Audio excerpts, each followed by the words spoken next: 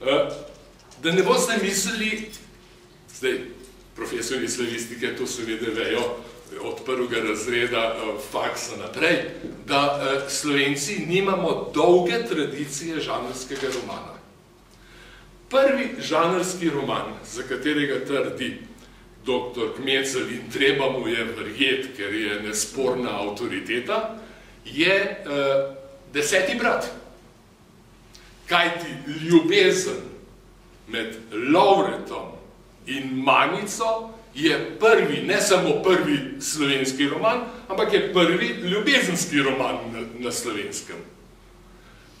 Pa nisem čist pripričan, da ko smo brali pred leti Desetega brata, da smo tako razmišljali. Prvi slovenski kriminalni roman je nastal leta 1887. 1887. Sodnik Aleševec je popisal svoje sodne spomine, ampak popisal je v bistvu kriminalna dejanja, ki so se zgodila, in tako je nastal prvi slovenski kriminalni roman. Stari Milčinski, Butalci, ravno tako pisal, 1924-25, objavil kriminalni roman. In tako naprej, in tako naprej. In na slovenskem imamo v zadnjih 15-20 letih zelo dobro bero kriminalnih romanov.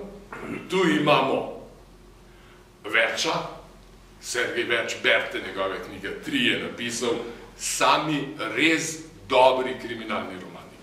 Imamo Avgusta Demšarja, iz Maribora, relativno mlad pisatelj, 4. roman je zdaj objavil, berite te romane, izvrstno napisani.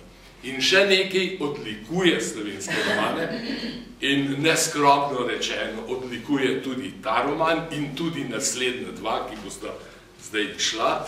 Vsi slovenski kriminalni romani so postavljeni v zelo tipična slovenska okolja. Boste lahko po Ljubljani hodili, kot da imate v roki vodič po Ljubljani. Vse lokacije, kjer se zgodba dogaja, so realne lokacije. Je realna Čopova ulica, realno sodišče, realna policijska postaja, kar ne pomeni, da sem jaz hote kopiral te stvari. Ampak bralca sem skušal prepričati, da se zgodba taka, kakšna je opisana, realno lahko zgodi.